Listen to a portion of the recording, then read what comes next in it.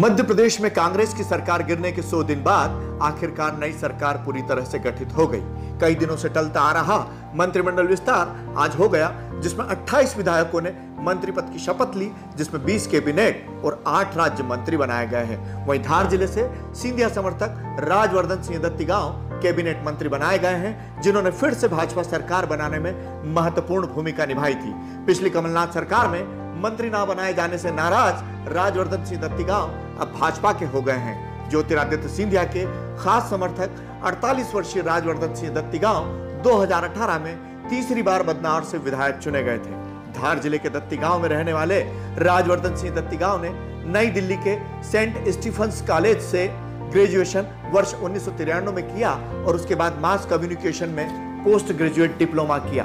राजवर्धन सिंह दत्तीगांव की पारिवारिक पृष्ठभूमि राजनीतिक रही है और राजनीति उन्हें अपने पिता स्वर्गीय प्रेम सिंह दत्तीगांव से विरासत में मिली है। इसके साथ ही राजस्थान में उनका ननिहाल पक्ष भी राजनीतिक पृष्ठभूमि से है। राजवर्धन सिंह दत्तीगांव ने एक निजी कंपनी में मार्केटिंग मैनेजर की नौकरी भी की थी और उसके बाद से ही राजनीति में उनका पदार्पण हुआ।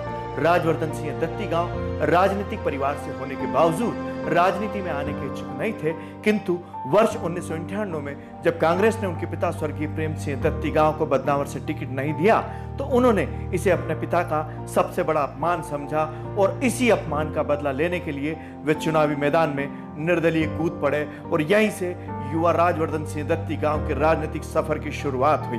वे 1998 में निर्दलीय चुनाव तो हार गए, किंतु 2003 में कांग्रेस ने उनकी प्रतिभा को देखकर उन्हें बदनावर से अपना अधिकृत प्रत्याशी बनाया और राजवर्धन सिंह दत्तीगांव ने उस चुनाव में भाजपा के खेमराज पाटीदार को हराकर बदनावर कांग्रेस के लिए फतेह किया। उसके बाद से ही राजवर्धन सिंह दत्तीगांव कांग्रेस के लिए बदनावर का पर्याय बन गए। 2008 में भी राजवर्धन सिंह ने चुनाव जीता, किंतु 2013 में वे भाजपा के भंवर सिंह शेखावत से चुनाव हार गए, किंतु यह हार ज्यादा दिन नहीं रही।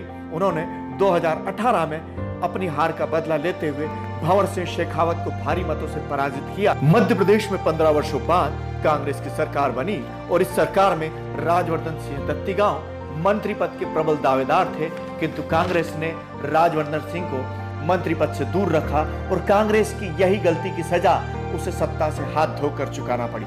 राजवर्धन सिंह दत्तीगांव अपने नेता ज्योतिरादित्य सिंधिया के साथ खड़े हो गए और 22 विधायकों के साथ कांग्रेस छोड़कर कांग्रेस को सत्ता से बेदखल कर दिया, जिसके लिए सभी सिंधिया समर्थकों ने दिग्विजय सिंह और कमलनाथ के अहंकार को जिम्मेदार ठहराया। आज राजवर्धन सिंह दत्तीगांव ने भोपाल के राजभवन में कैबिनेट मंत्री के रूप में शपथ लेकर कांग्रेस से अपने और अपने पिता के अपमान का पूरा हिसाब किताब चुकता कर लिया। इसी के साथ धार जिले की राजनीति में भी अब काफी परिवर्तन देखने को मिलेंगे, क्योंकि यहाँ सत्ता के 2 केंद्र बन गए हैं। एक पूर्व केंद्रीय मंत्री विक्रम वर्मा और दूसरा मध्य प्रदेश सरकार में कैबिनेट मंत्री राजवर्धन सिंह दत्तीगांव।